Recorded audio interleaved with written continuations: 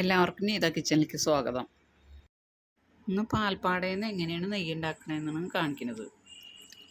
അതുപോലെ തന്നെ പാലിൽ നിന്നും പാട മുഴുവനും കിട്ടാൻ വേണ്ടിയിട്ട് എന്താണ് ചെയ്യേണ്ടതെന്നും കൂടിയുള്ളത് കാണിക്കാം.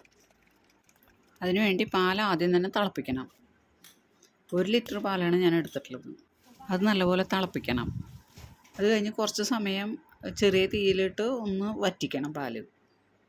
ഇനി ഇത് തീയൊക്കെ ഓഫ് ചെയ്തതിന് ശേഷം മൂടി വയ്ക്കാം, തണുക്കട്ടെ. അതിന് ശേഷം നമുക്ക് നോക്കാം. ഇനി ഈ പാല് തണുത്തതിന് ശേഷം നമുക്ക് ഇതിലത്തെ പാടയൊന്ന് നോക്കാം. ഇപ്പോൾ ഈ പാല് നല്ലപോലെ തണുത്തു, പാടയൊക്കെ ആയിട്ടുണ്ട്. ഇനി ആ പാടയൊന്ന് പതുക്കെ നീക്കി നോക്കാം. മുകളിൽ ചെറിയൊരു ലെയർ പാട വരുന്നുള്ളൂ, കണ്ട നീക്കുമ്പോൾ. ഇനി ഈ പാട മുഴുവൻ കിട്ടാൻ വേണ്ടിയിട്ട് നമുക്ക് ചെയ്യേണ്ടത് എന്താണെന്ന് വെച്ചെങ്കിൽ, ഇത് തണുത്തതിന് ശേഷം മൂടി വെച്ച് ഫ്രിഡ്ജിലേക്ക് വെക്കണം. ഞാൻ ഈ പാല് തിളപ്പിക്കുന്നത് വൈകിട്ടാണ്. അപ്പോൾ ഇത് ചൂടാറിക്കഴിഞ്ഞ് ഇന്നത്തെ ഒരു രാത്രി ഫ്രിഡ്ജിൽ വെക്കണം. അത് കഴിഞ്ഞ് പിറ്റേ ദിവസം എടുക്കാം. അപ്പം ഞാനിത് മൂടി വെച്ച് ഫ്രിഡ്ജിലേക്ക് വെക്കാൻ പോകണം. ഇനി നാളെ എടുക്കാം. ഇത് ഇന്നലെ ഫ്രിഡ്ജിൽ വെച്ച പാലാണ്. നമുക്ക് ഇതിൻ്റെ പാട എങ്ങനെയുണ്ടെന്ന് നോക്കാം. ഫ്രിഡ്ജിൽ വെച്ചിട്ട് വല്ല വ്യത്യാസം ഉണ്ടോ എന്ന് നോക്കാം. ഇതിൻ്റെ പാട വേറൊരു പാത്രത്തിലേക്ക് മാറ്റിയിട്ട് കാണിച്ചു തരാം. പാട വീഴുമ്പോൾ തന്നെ മനസ്സിലാവണില്ലേ? വേണ്ട, നല്ല കട്ടിയിൽ വീഴുന്ന വേണ്ട. ഇങ്ങനെ ഫ്രിഡ്ജിൽ വെക്കാവുമ്പോൾ പാട മുഴുവനായിട്ട് പോരും. ഇതുപോലെ പാല് തിളപ്പിച്ച് കുറച്ച് ദിവസത്തെ പാട ഞാൻ എടുത്ത് വെച്ചിട്ടുണ്ട്. ഈ പാൽപ്പാടയും കൂടി നമുക്ക് അതിലേക്ക് ഒഴിക്കാം. ഇത് ഞാൻ 10 ദിവസമായിട്ട് എടുത്ത് വെച്ചിട്ടുള്ള പാടേന്.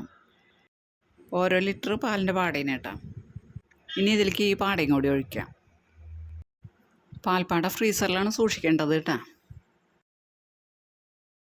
പിന്നെ ഈ ചാനൽ കാണുന്നവർ സബ്സ്ക്രൈബ് ചെയ്യാത്തവരുണ്ടെങ്കിൽ ഒന്ന് സബ്സ്ക്രൈബ് ചെയ്യണം കേട്ടോ. പിന്നെ ഇഷ്ടപ്പെട്ടാൽ ലൈക്ക് ചെയ്യാനും മറക്കരുത്. ഇതുപോലെ പാട എടുത്ത് വെച്ച് നെയ്യ് ഉണ്ടാക്കുമ്പോൾ നമുക്ക് 1 മാസം കൊണ്ട് 1/2 കിലോ നെയ്യ് ഉണ്ടാക്കാൻ പറ്റും. ഇനിയിപ്പോൾ എല്ലാ പാലിൽ നിന്ന് ഇതുപോലെ പാട കിട്ടുമെന്ന് എനിക്കറിയില്ല കേട്ടോ. ഇവിടെ മേടിക്കുന്ന പാല് നല്ല പാലാണ്, ഇതുപോലെ കിട്ടാറുണ്ട്. ഇനി ഒരു പാത്രം അടപ്പത്ത് വെച്ച് കത്തിച്ച് അതിലേക്ക് നമ്മൾ എടുത്തു വെച്ചിട്ടുള്ള ഈ പാൽപ്പാട ഒഴിക്കാം. പാൽപ്പാട ഉരുക്കണ ദിവസം നേരത്തെ തന്നെ ഫ്രീസറിൽ നിന്ന് എടുത്ത് പുറത്ത് വെക്കണം കേട്ടോ. ഈ പാത്രത്തിൽ നിന്ന് നല്ലപോലെ തുടച്ചൊഴിക്കാം കേട്ടോ. പാട ഒട്ടും കളയണ്ട. ഇനി ഇത് മീഡിയം ഫ്ലെയിമിലിട്ടിട്ട് വേണം ഉരുക്കിയെടുക്കാൻ. പിന്നെ നെയ്യിന് മഞ്ഞ കളർ കിട്ടാൻ വേണ്ടിയിട്ട് ഈ സമയത്ത് വേണമെങ്കിൽ കുറച്ച് മഞ്ഞൾപ്പൊടി ഇടാം കേട്ടോ. ഇപ്പം നെയ്യൊക്കെ തെളിഞ്ഞ് വന്നു തുടങ്ങിയിട്ടുണ്ട്. ഇനി കുറച്ച് സമയം കൂടി ഇളക്കിയാൽ ഇത് മൂത്ത് കിട്ടും.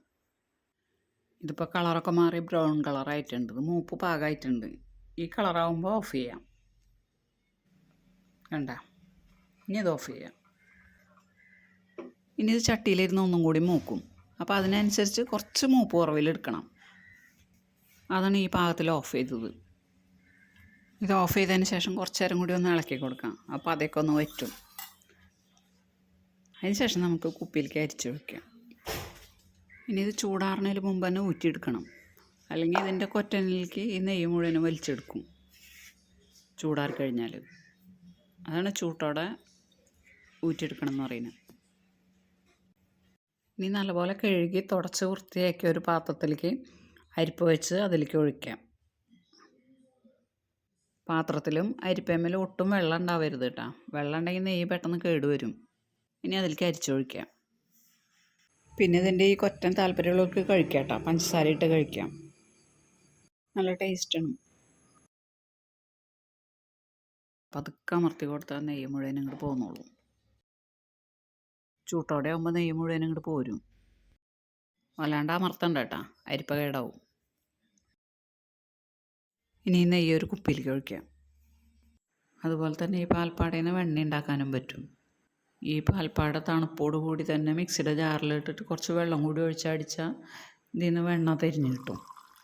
ഒഴിക്കാണ്ട് തന്നെ അങ്ങനെയും വെണ്ണ ഉണ്ടാക്കാൻ പറ്റും. ആ വെണ്ണ ഒരിക്കലും നെയ്യ് കിട്ടും. ഇത്രയും നെയ്യ് കിട്ടി. ഇത് ഞാൻ ഇതുപോലെ തന്നെ ആദ്യം ഒരിക്കൽ നെയ്യ് ഇതിൽ കൂടെ ഒഴിച്ചതാണ്. നെയ്യ് ഒരിക്കണത് മൂപ്പ് കൂടിയാൽ ഇതുപോലെ ഉറച്ച് കിട്ടില്ല കേട്ടോ. അപ്പോൾ ഇന്നത്തെ വീഡിയോ എല്ലാവർക്കും ഇഷ്ടപ്പെട്ടുണ്ടാവും എന്ന് വിചാരിക്കുന്നു. ഇനി അടുത്ത വീഡിയോയിൽ കാണാം.